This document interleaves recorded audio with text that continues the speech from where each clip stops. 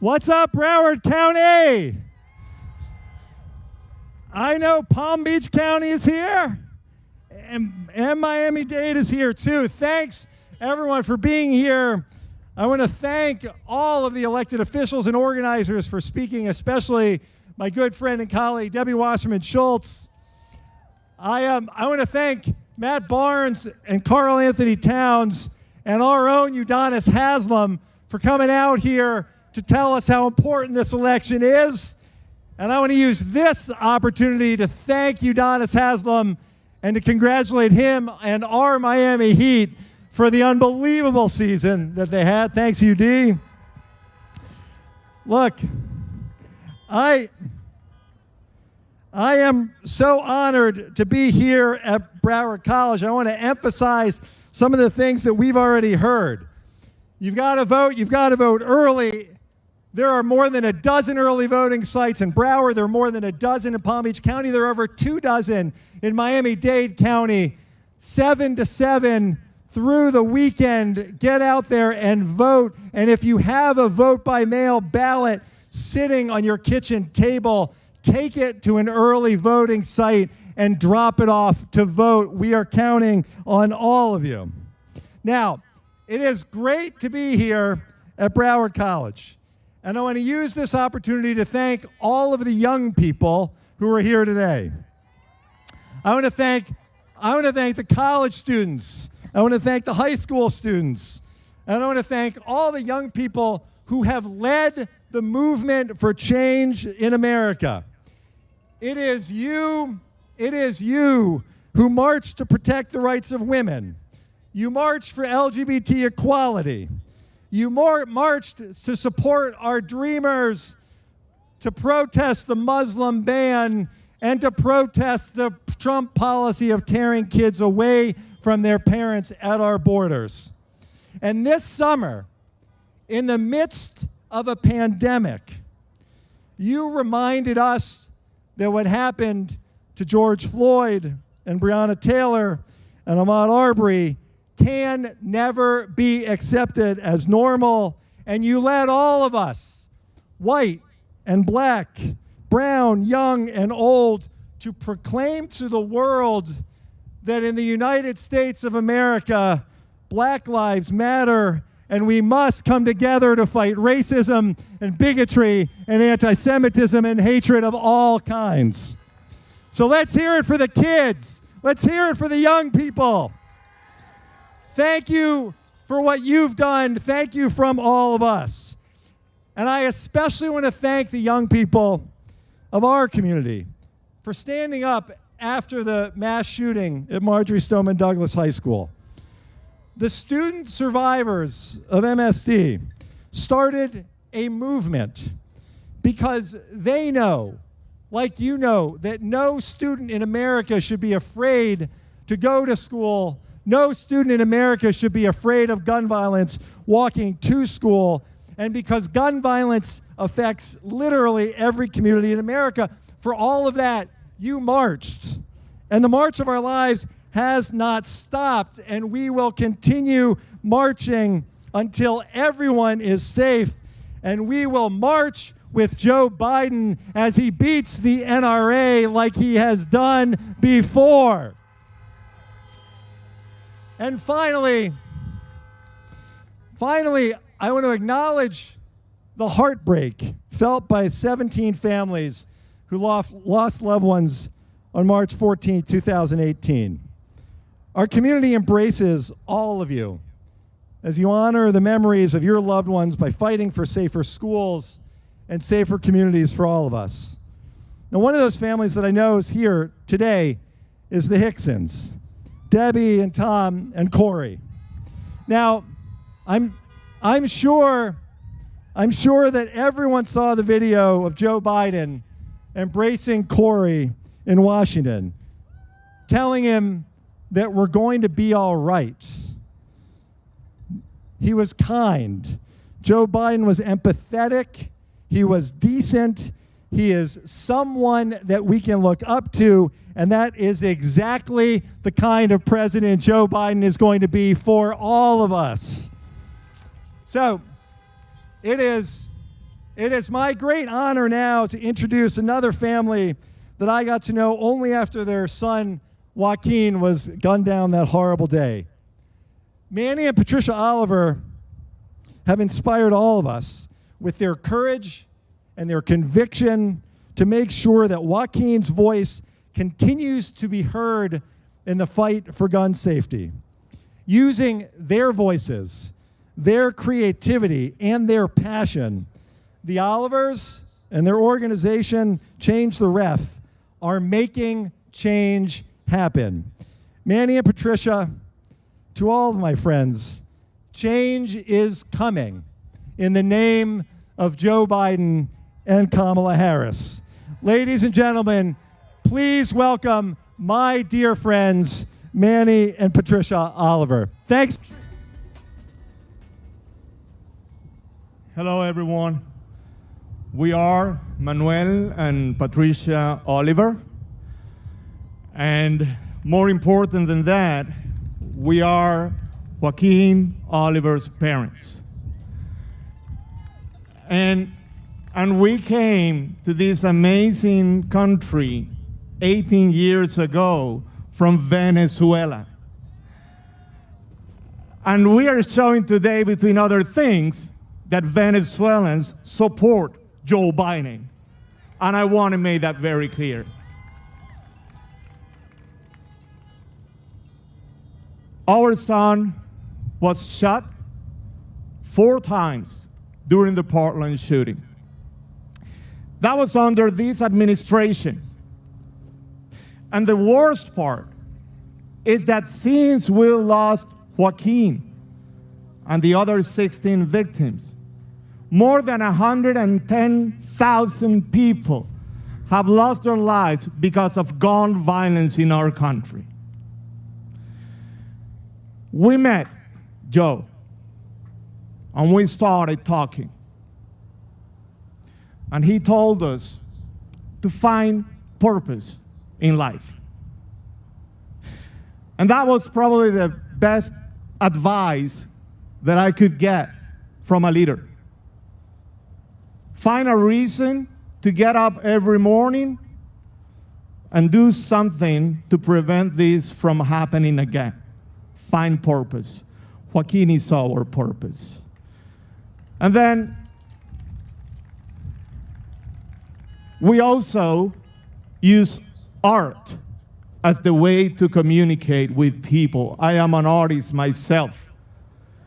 And at one point when I needed to reflect those words that Joe told me about finding purpose, to share ideas with a man that also went to the same tragedy and sadness and level of feeling bad that we had, I came out with a painting that shows Joaquin Oliver next to Joe Biden, together, giving both of their parents the purpose to keep on moving in life.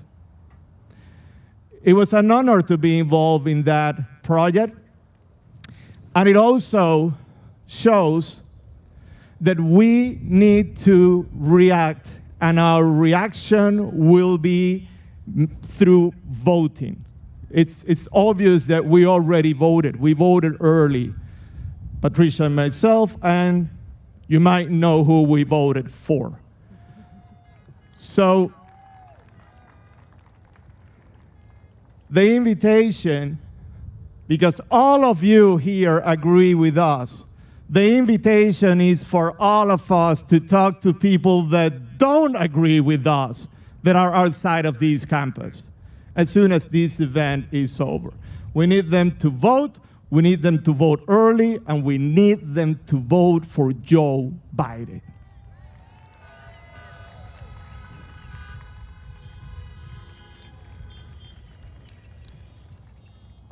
Hi, everybody. Thank you all for being here today to support this amazing human being that Joe Biden represents. He represents us, the ones with values, the ones with heart, the women, the men, the kids from any age, those kids that they need the best example to get a better tomorrow. We know exactly what's been going on in the last 4 years. We give that person the chance to do his job in every single aspect. Political, economical, healthy. You've been seeing the situation that we're living with the pandemic. Now he doesn't want to pay attention.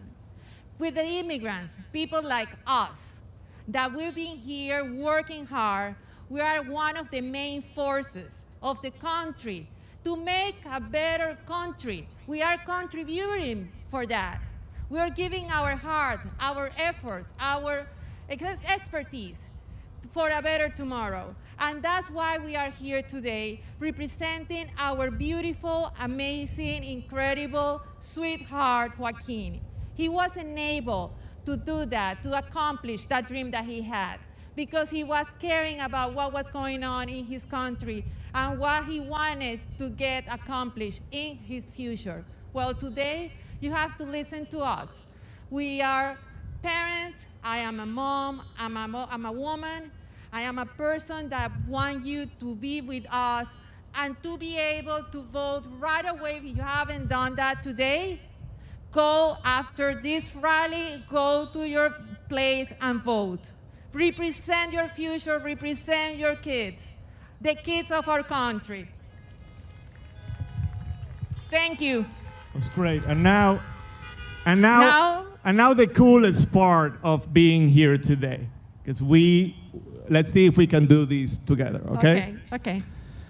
Now it is our honor to introduce the man who will heal this country, bring us together, and restore the soul of our nation. The next President of the United States, Mr. Joe Biden.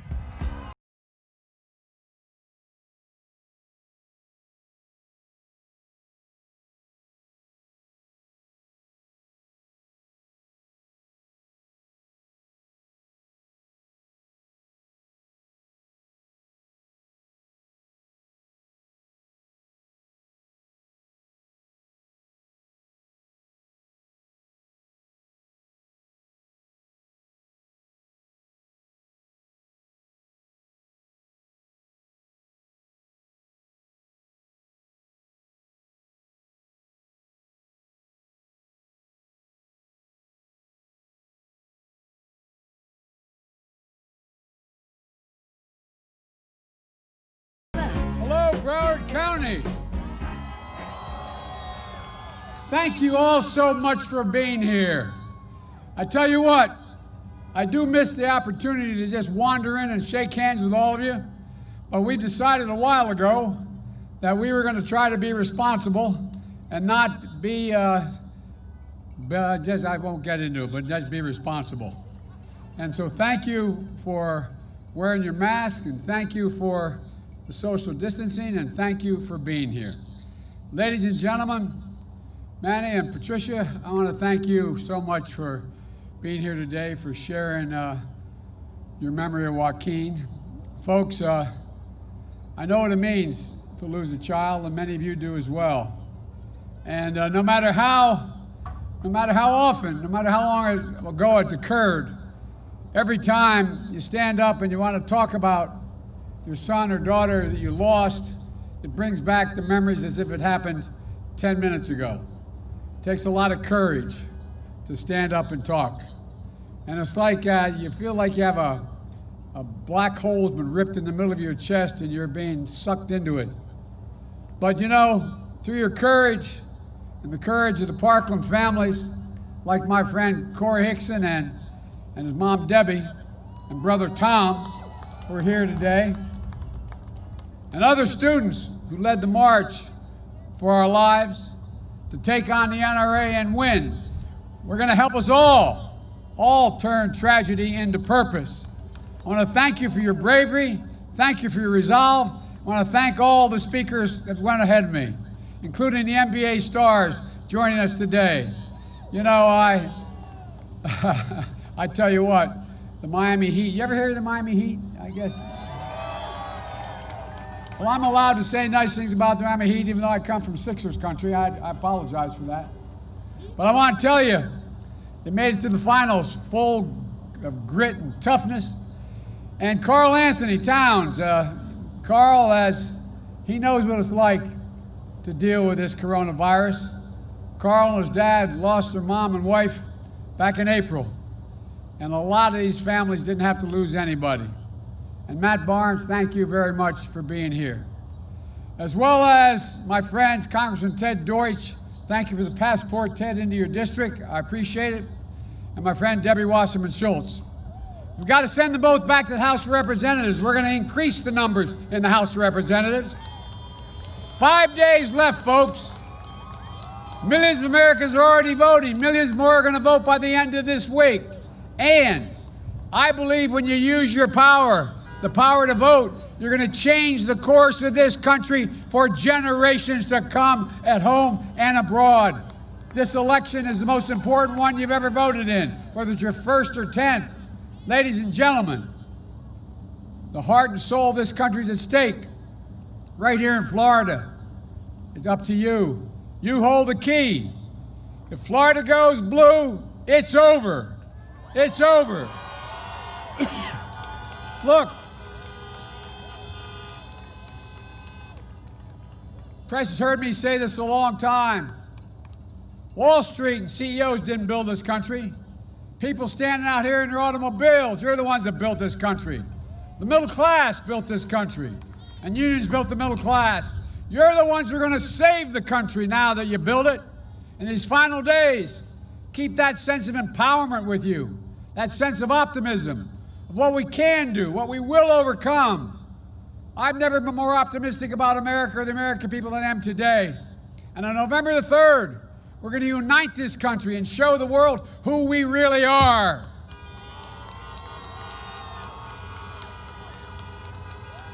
I know it's hard. Over these past few months, there's been so much pain, so much suffering, so much loss. Over 225,000 dead Americans because of the negligence and the consequence of COVID. More than 16,000 here in Florida alone. As I said in April, Karl Anthony lost his mom. Millions of people out there are out of work, on the edge, can't see the light at the end of the tunnel, and Donald Trump has given up. Over the weekend, his White House Chief of Staff said, and I quote, "We're not going to control this pandemic." In the debate last week with Donald Trump, he said, "We're rounding the corner. It's going away. We're learning how to live with it." No, he expects us to learn how to die with it. That's what I told him. He's doing nothing. We're learning to die with it. Donald Trump has waved the white flag, abandoned our families, and surrendered to the virus. But the American people don't give up. We don't give in. And we surely don't cower, and nor will I under any circumstances. President Trump's super spreader events, and he's spreading more virus around the country and here in Florida today. He's spreading division in addition, division and discord. We need a president who's going to bring us together, not pull us apart. I'll put in place a plan to deal with this pandemic responsibly. I've already done it. And bring this country together around testing, tracing, and masking. It's estimated by the leading doctors in America, including Trump's own director of the CDC and Dr. Fauci. They called for a mask mandate last week. If we just wore a mask over the next few months, we could save 100,000 projected deaths, 100,000 lives. We're expected to lose another 200,000 people between now and the end of this year if we do nothing. This is not a political statement. It's a patriotic duty, for God's sake. But still, Trump refuses to listen to the science. And we shouldn't be politicizing the race for a vaccine either. We should be planning its safe and equitable and free distribution, providing the funding for PPE, the mask, and everything we need to protect ourselves, setting a national standard for schools and businesses to reopen, bringing together Republicans and Democrats to deliver the economic relief that's already been passed in the House of Representatives, for working families, the unemployed, for schools, for businesses, allowing you to stay in your home, but you don't have the money for rent, allowing you to stay in your home. 20 million people are on the cliff of losing their home for next month's mortgage payment. I've said it before. I'm not going to shut down the economy. I'm not going to shut down the country, but I'm going to shut down the virus. Look, when Barack and I left office, we left Donald Trump a strong economy, stronger than the one he handled. And just like everything else he inherited, he blew it. Now he's squandering that economy like he squandered everything else. But we can build back, and we can build back better with an economy that begins to reward work, not wealth. We can do it without raising taxes on a single person making less than $400,000 a year. I promise you that, my word. But if you make $400,000 and above, you're going to start paying your fair share. Ladies and gentlemen, all we're going to ask is the wealthiest among us and the major corporations just begin to pay their fair share. 91 of the Fortune 500 companies pay zero in taxes after making billions of dollars. They have to pay a minimum tax. Let's look. Why should a firefighter, an educator, why should a nurse pay a higher tax rate than the super wealthy? Why should you pay more taxes than Donald Trump pays?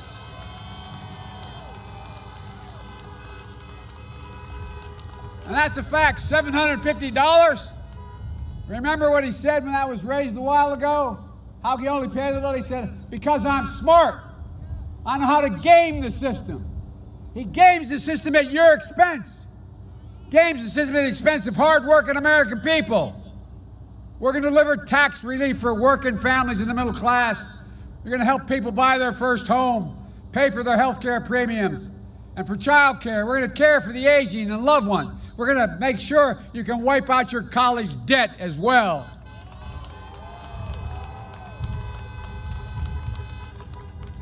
We give more help to racehorses than we do college students. Look, Trump got this Supreme Court justice passed. And he did it for one reason, to try to destroy the Affordable Care Act again. Since he got in office, he's been trying to, and the Republicans have been trying to multiple times, try to get rid of the Affordable Care Act. But if they get their way, this time, 100 million Americans will lose their protection for pre-existing conditions. If you have asthma, diabetes, any pre-existing condition, they can charge you so much you can't afford anything, including 8.4 million Floridians who have pre-existing conditions are now covered. Complications from COVID, heart scarring, lung scarring, heart disease, they're going to become pre-existing conditions, allowing insurers to jack up your premiums, deny your coverage. And most people don't remember it, particularly the young people. Women will once again be able to be charged more for health care just because they're a woman. Donald Trump thinks health care is a privilege. I think it's a right of every American.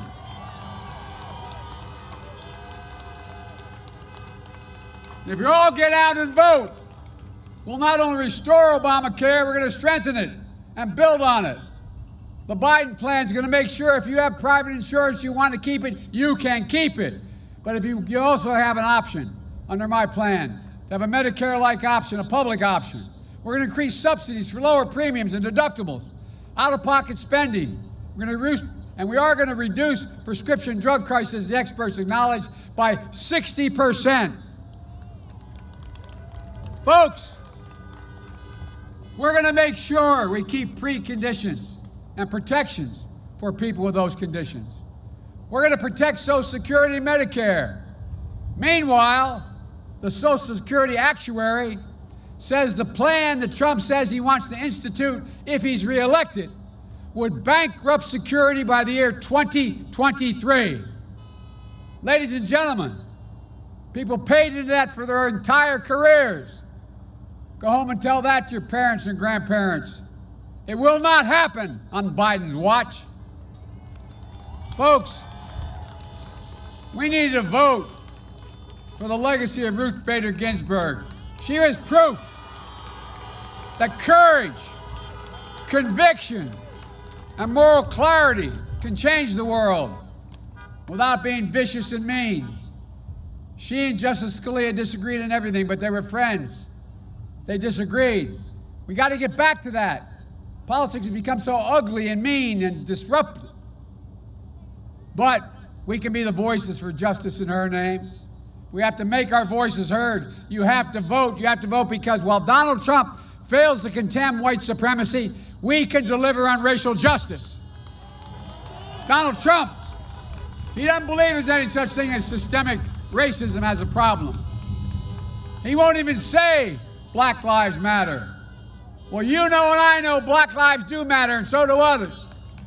That's why this season of protest has broken out all across the nation. Let me make it clear. Protesting is not burning, it's not looting, it's not violence, and must never be tolerated, and it won't. But these protesters are a cry for justice from communities that have long had the knee of injustice on their neck. The names George Floyd and Breonna Taylor, Jacob Blake, I've met all their families. They're not soon going to be forgotten. Not by me, not by us, and not by this country.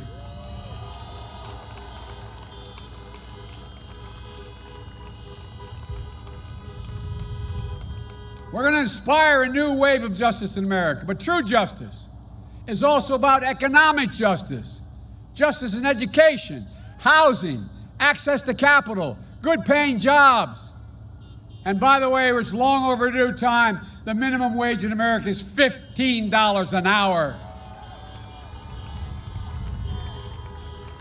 And by the way, my economic plan has been analyzed by the guys on Wall Street. You know what they say?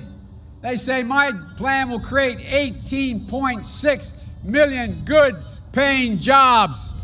7 million more than he's going to be able to create if he got elected. And $1 trillion more in economic growth. What he's forgotten, when you all do better, everybody does better. Everybody does better. It's not a zero-sum game. It's about financial stability and giving families of color a real shot to own a home, to start a business, to send a child to college debt-free so it can build the wealth, pass on opportunity down through generations. Is that how every white family that came from my background got it? They were able to get a house, build an equity, pass it on, and grow it. That's what we're going to do. But we have to vote to ensure the full promise of this country. We have to vote for a new Cuba policy as well. This administration approach isn't working. Cuba's no closer to freedom and democracy today than it was 4 years ago. In fact, there are more political prisoners, and secret police are as brutal as ever, and Russia, once again, is a major presence in Havana. So much for his policy. President Trump can't advance democracy and human rights for the Cuban people or the Venezuelan people, for that matter, when he has embraced so many autocrats around the world, starting with Vladimir Putin and Kim Jong-un of North Korea. Trump is the worst possible standard bearer for democracy in places like Cuba, Venezuela, North Korea. For my entire career, I stood for democracy and human rights, for freedom of the press, assembly, freedom of religion, and against dictators, whether they're left or right. Folks, it's unconscionable that the Trump administration says it cares so much are deporting hundreds of Cubans and Venezuelans back to their dictatorships. Trump loves to talk, but he doesn't care about Cuban and Venezuelan people. He won't even grant temporary protective status for Venezuelans fleeing the oppressive regime of Maduro, who I've met with, and he's a thug.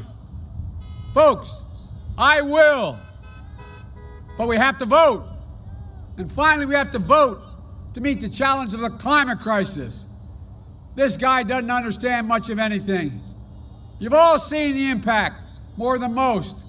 Devastating hurricanes that lay waste to whole communities. Economic toll is astounding. It grows every year. And the human toll is worse. Lost lives, lost homes, small businesses shattered. First responders put at risk. When you talk about global warming, Donald Trump thinks hoax. Well, then he says we should, by the way, do you know this is the guy who is the stable genius? Remember, he's the guy that said our problem in the Revolutionary War, we didn't have enough airports. God's truth. He's also the guy when he talked about how many bad hurricanes are coming across the warm waters of the Atlantic from Africa. He said maybe we should nuke them. And also, by the way, you know, windmills cause cancer, according to him. Look, what's this guy talking about? But we know that we've got to do something about it. Combating climate change means jobs. We can unleash the American ingenuity and manufacturing to build a stronger, more climate-resistant nation, creating millions of new, high-paying jobs. And we can change the path we're on. But we've got to act now. This country can't afford to wait 4 more years of Donald Trump's denial, who thinks the only responsible to the people who voted for him. I don't see the presidency that way. I don't see the presidency that way. In 2008, in 2012, Florida placed their trust in me and Barack. And each day we were in office, we worked as hard for you and the entire country as we did, not red states, blue states. It was always the United States of America.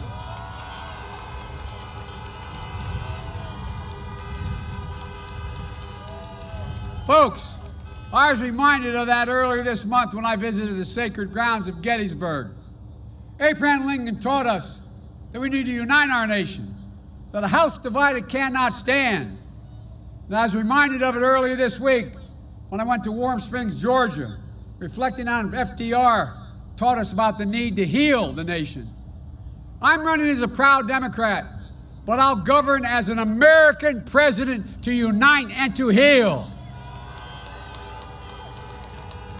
I'll work as hard for those who didn't support me as those who do. That's the job of the president, a duty of caring for everyone. And you too have a sacred duty, if I may say, and that's to vote. It matters. Florida matters.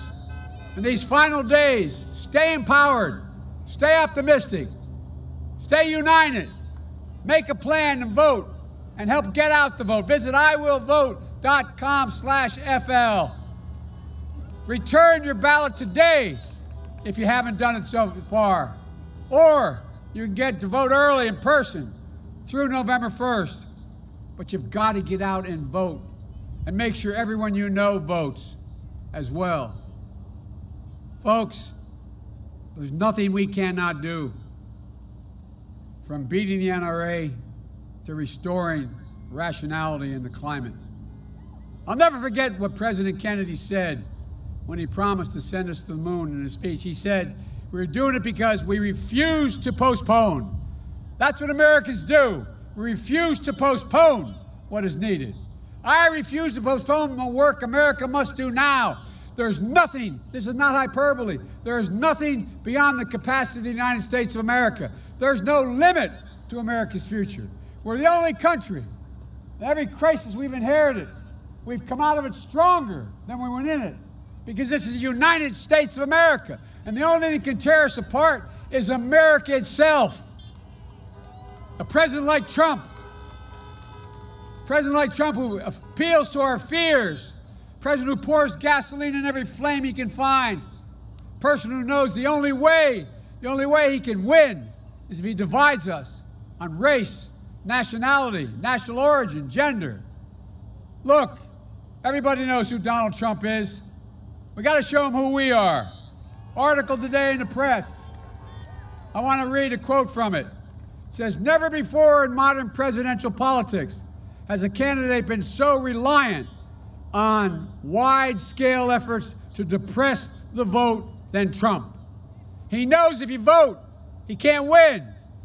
Why do you think they're spending so much time keeping black folks and brown folks and poor folks from being able to vote?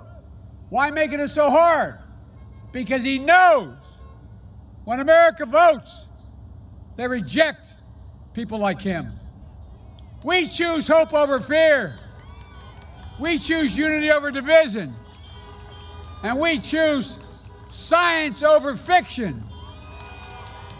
And yes, we choose truth over lies. So folks, it's time to stand up, take back our democracy. We can do this. We can be better than what we've been. We can be who we are at our best. As I said, the United States of America. There's nothing beyond our capacity, I promise you. I promise you. And I promise you, if you elect me, when I'm wrong, I'll acknowledge it. I'll take responsibility. But I tell you what, I'm going to unite this country, and we're going to move like we haven't in a long time. God bless you all, and may God protect our troops. Thank you, thank you, thank you.